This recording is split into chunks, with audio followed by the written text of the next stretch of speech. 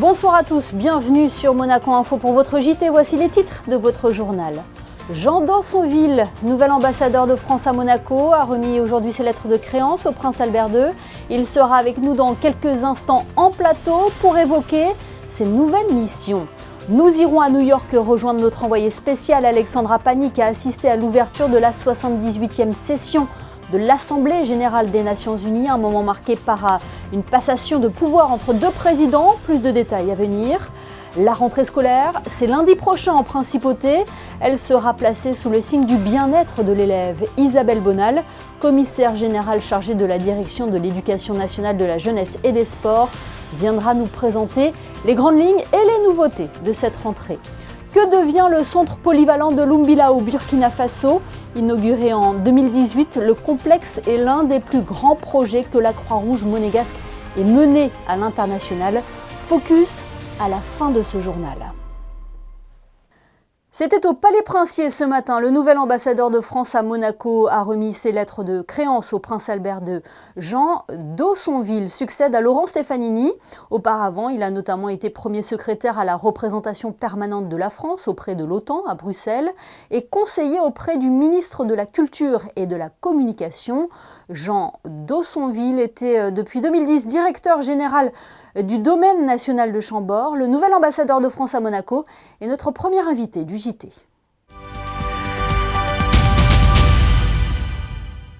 Bonsoir Jean d'Aussonville. Bonjour. Vous avez remis aujourd'hui vos lettres de créance au prince Albert II. Comment vous avez vécu ce moment?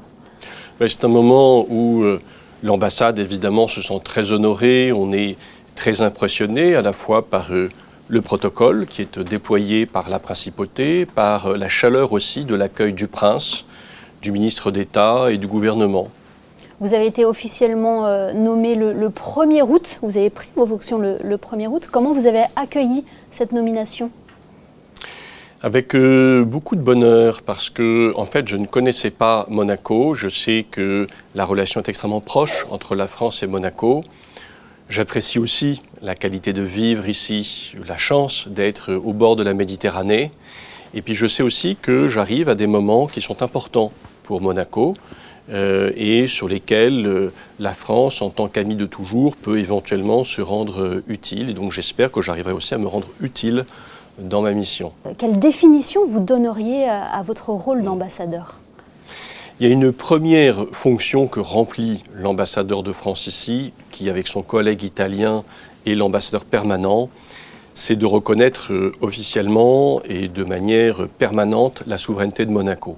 Ça, c'est extrêmement important. Les choses ont changé de ce point de vue-là depuis le traité de 2002. Monaco s'est aussi développé dans la communauté internationale, donc c'est important de reconnaître et de soutenir cela. Un deuxième aspect, je pense, assez finalement original ou paradoxal, c'est qu'il est probable que je serai aussi l'ambassadeur de Monaco, en quelque sorte, auprès des autorités françaises, auprès de la société française, notamment pour souligner ce que Monaco fait de remarquable, ce succès extraordinaire économique, social et culturel, et qui parfois peut-être n'est pas assez connu de mes compatriotes. La Principauté et la France entretiennent des liens de longue date, de très longue date, des liens fidèles. Est-ce que l'on peut parler de communauté de destin ? Communauté de destin, oui, c'était les mots qu'avait utilisés le général de Gaulle à l'époque, les mots qui ont été repris, d'ailleurs j'ai vu encore très récemment par le président du Sénat, Gérard Larcher, lorsqu'il recevait une délégation du Conseil national. Et c'est l'expression qui traduit bien cette intimité entre nos deux pays, ce pacte multiséculaire autour d'une histoire commune, mais en même temps, je dirais comme dans une famille, vous vous aimez, mais chacun est chacun et l'autre est autre. Et cette altérité, il faut aussi savoir la respecter. Et je crois que c'est aussi mon rôle vis-à-vis des Français de dire mais Monaco est un pays indépendant, souverain, avec sa culture et il faut le savoir et connaître cette culture. La communauté française est nombreuse à Monaco. C'est d'ailleurs la communauté résidente la plus importante ici en Principauté. Est-ce que vous avez un message à lui adresser ? La grande attention qui est accordée par le gouvernement français à la communauté française, qui fait partie historiquement de l'histoire du pays, Une dimension aussi qu'on oublie parfois, c'est l'importance aussi des salariés français qui viennent travailler à Monaco tous les jours, plus de 40 000. Et du coup, l'importance aussi attachée au sujet de coopération transfrontalière qui sont indispensables pour les ambitions de Monaco, mais aussi pour améliorer la vie quotidienne des Français qui viennent travailler à Monaco. Vous étiez auparavant directeur général du domaine national de Chambord, un véritable joyau du patrimoine français. Est-ce que c'est fort de cette expérience et de vos expériences passées que vous arrivez ici en principauté? Chambord, c'est une expérience à part parce que c'est un lieu un peu hors du temps et c'est un lieu du génie, donc c'était une grande passion. Mais c'est un lieu qui vous amène à toucher beaucoup de sujets que vous pouvez retrouver ici. Par exemple, les questions de biodiversité, l'environnement, la nature, la question aussi du tourisme, l'accueil des publics. Quand vous accueillez plus d'1 million de visiteurs par an à Chambord, vous vous posez la question des transports, de la qualité des services, de la qualité de l'accueil. Aussi quelque chose de tout simple, mais l'équilibre d'un budget, qui évidemment est à toute autre échelle, à l'échelle d'un État comme Monaco, mais qui malgré tout est une préoccupation monégasque, préoccupation d'autonomie et d'indépendance. Et puis vous avez quelque chose de commun, et quelque chose que moi j'admire beaucoup à Monaco, c'est ce sens de la destinée. Monaco, les 7 siècles d'histoire des Grimaldi, l'idée que vous êtes là, que vous vous projetez dans l'avenir, et que vous dites que dans 1 siècle, 2 siècles, 3 siècles, vous serez toujours là. Et Chambord, qui a 5 siècles d'histoire, vous avez la même responsabilité, la même préoccupation. Et c'est pour ça que je suis heureux d'être ici, pour revenir à votre question, parce que philosophiquement, finalement, je retrouve beaucoup de choses dans la destinée de Monaco qui m'avaient amené, par passion, à venir à Chambord. Bien, merci beaucoup, Monsieur l'ambassadeur, d'avoir été avec nous sur Monaco Info pour votre première interview. Merci de m'avoir reçu.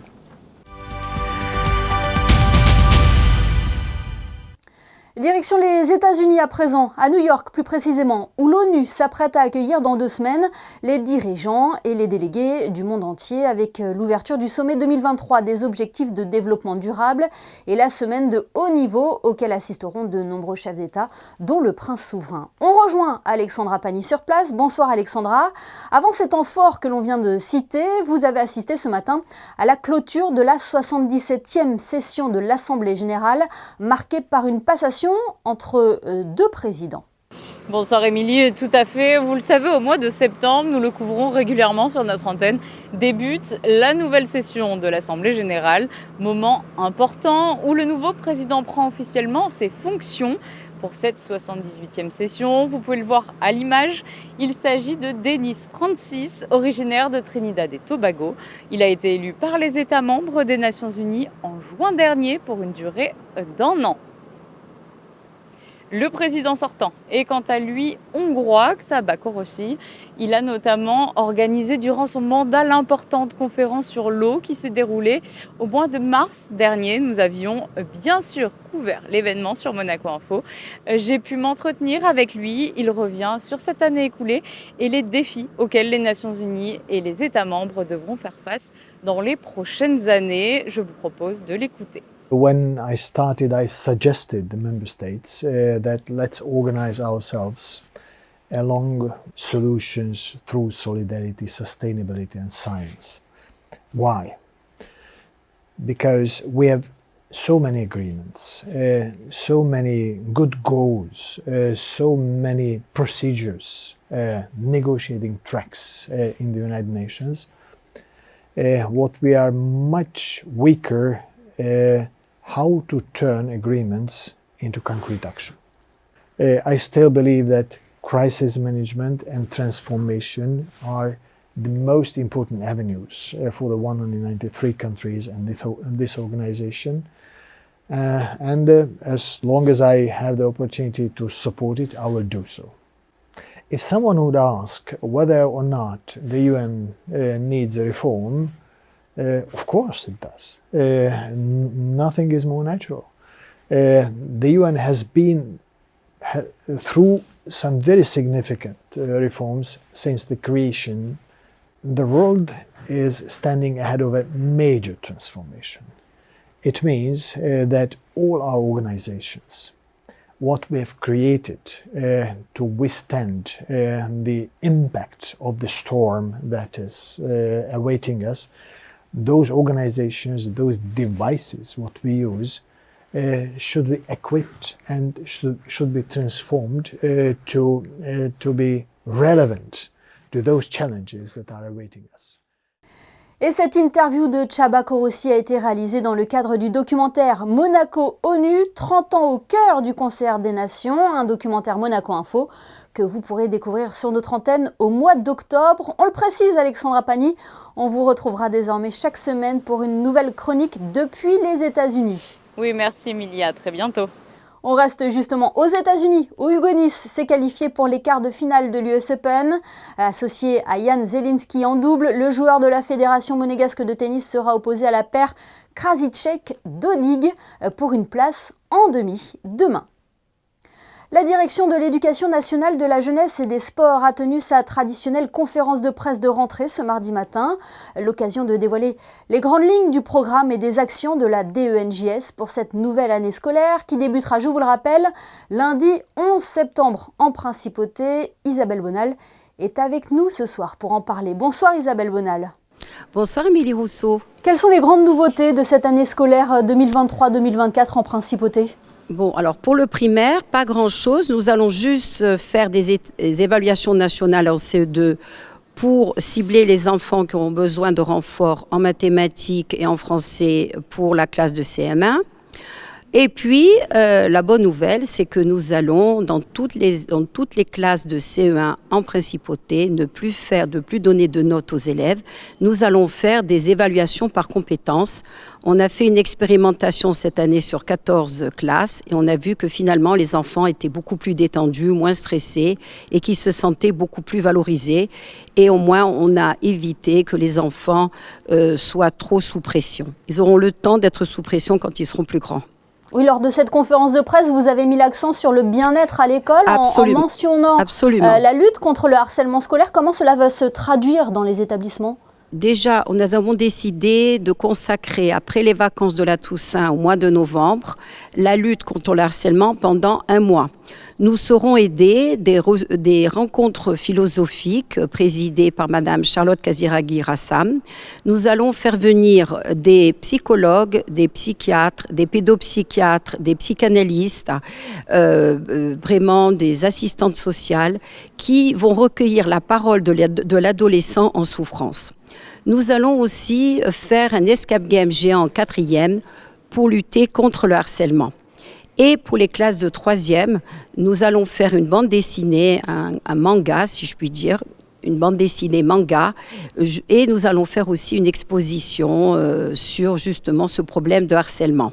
Nous allons faire aussi au lycée Albert Ier, grâce à Madame Audrey Chénu, donc une sensibilisation qui va s'appeler Stop Hate et elle va pouvoir ainsi s'entretenir avec les élèves, recueillir leurs paroles et définir ce qu'est un discours haineux et faire en sorte que les élèves puissent aussi contrecarrer ce genre de discours et qu'ils puissent ainsi se sentir apaisés. Oui, il est important de mettre des mots sur ce fléau. Isabelle Bonal, l'école à Monaco est une école que vous avez toujours définie comme ouverte à tous les élèves dans une vraie démarche d'inclusion. Comment définir l'inclusion à l'école en Principauté ?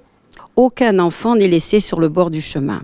Donc les enfants qui ont des troubles, par exemple, cognitifs ou des troubles qui relèvent du champ du handicap ou des enfants qui ont, par exemple, une phobie scolaire sont tous pris en charge.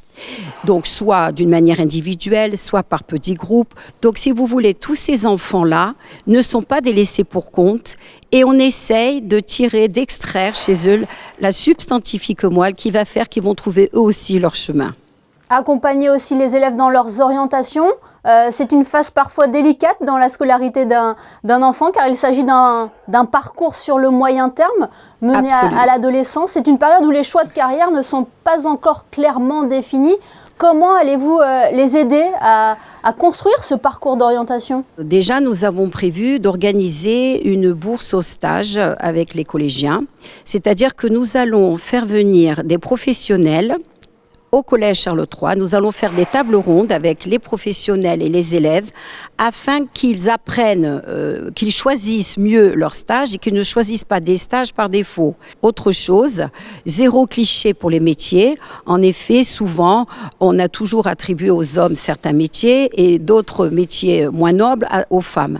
Donc là encore, ça va être l'occasion pour les élèves de faire des recherches sur ces fameux métiers et nous pouvons nous rendre compte qu'aujourd'hui, les femmes et les hommes peuvent pratiquer n'importe quel métier et on lutte ainsi contre la discrimination. Pour conclure cet entretien, Isabelle Bonal, à quelques jours de la rentrée 2023, quel message souhaiteriez-vous transmettre aux élèves, mais aussi aux professeurs ? Je souhaite une très bonne rentrée scolaire, non seulement aux professeurs, mais aux élèves.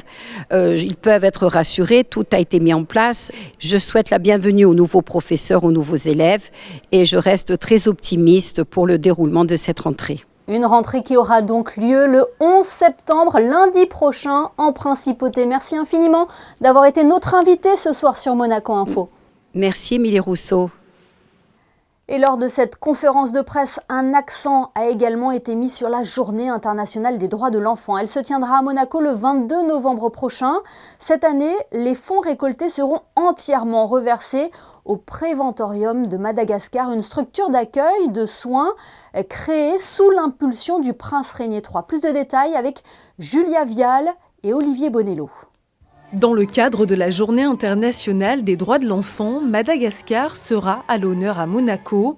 Un clin d'œil au foyer Régnier III, dit Préventorium de Madagascar. Un moyen aussi de sensibiliser les jeunes de la Principauté au partage et à l'entraide. C'est important, je pense vraiment, chaque année de se rappeler que malheureusement, pas tout le monde a les mêmes droits. Ici à Monaco, nous sommes privilégiés, nos enfants ont accès à l'éducation, ils ont beaucoup de droits qui sont largement respectés.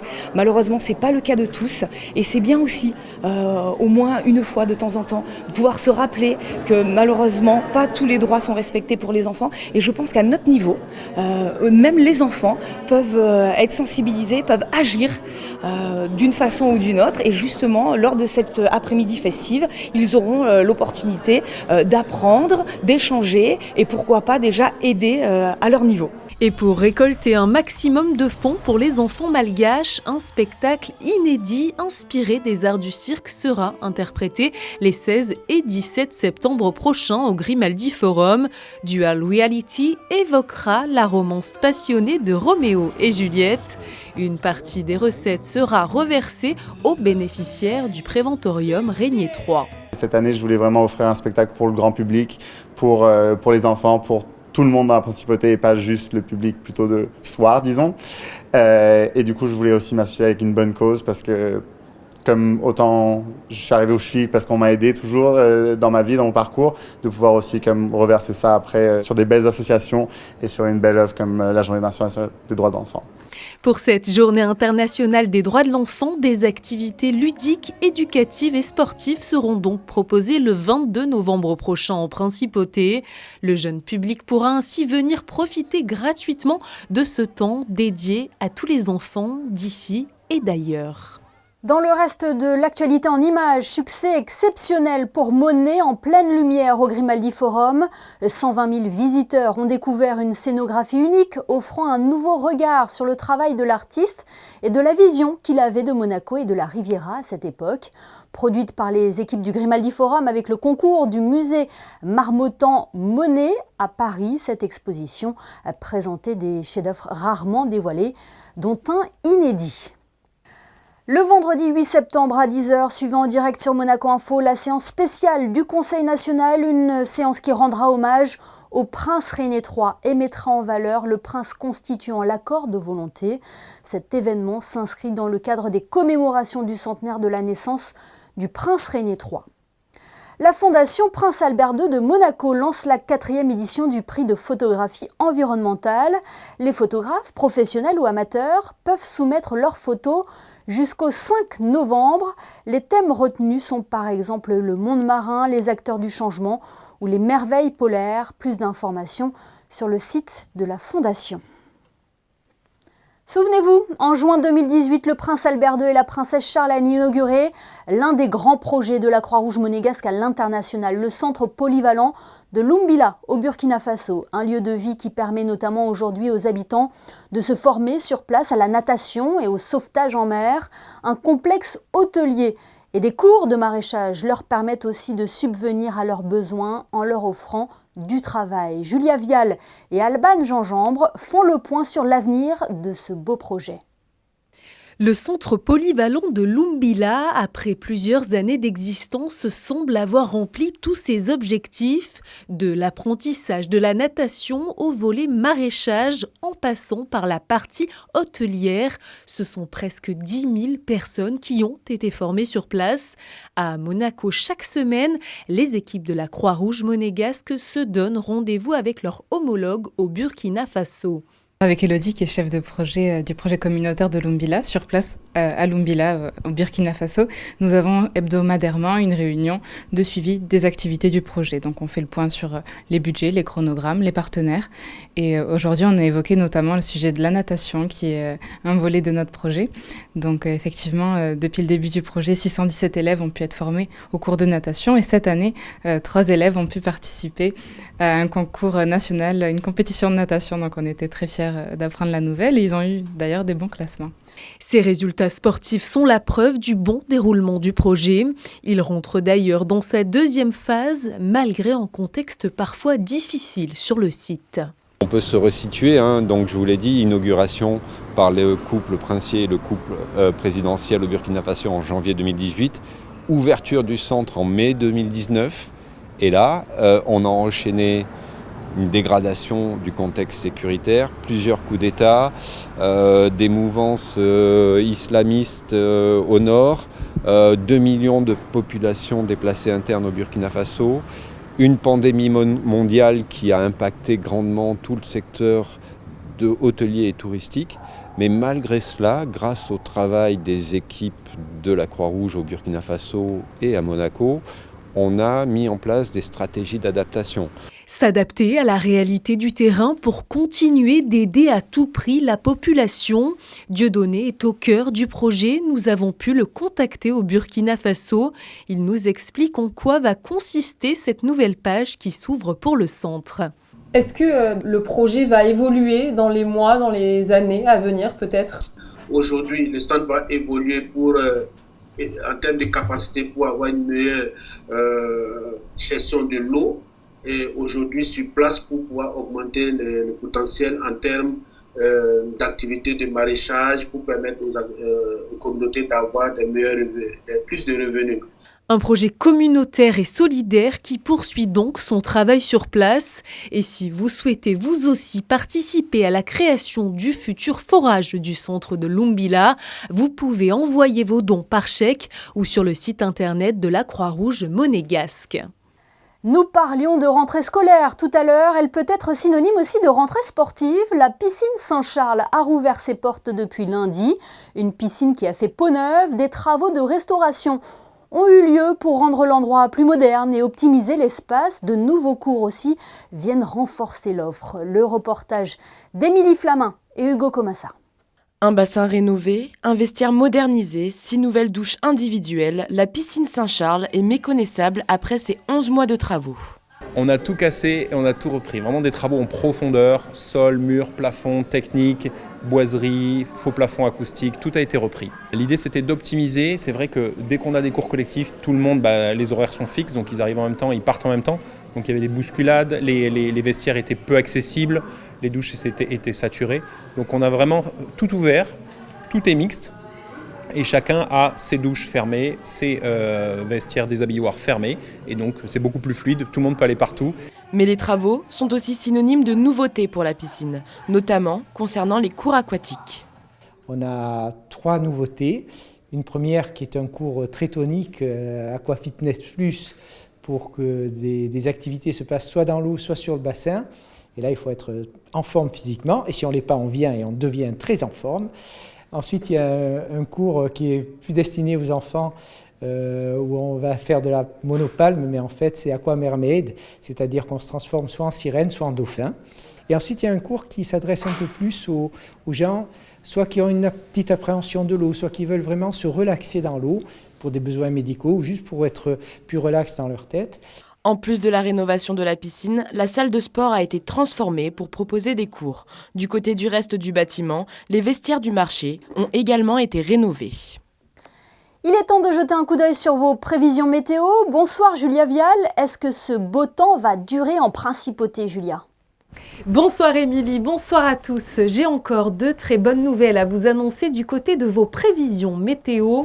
En effet, le temps sera encore idyllique. Un grand soleil vous attend donc avec des températures très douces et comprises entre 19 et 28 degrés.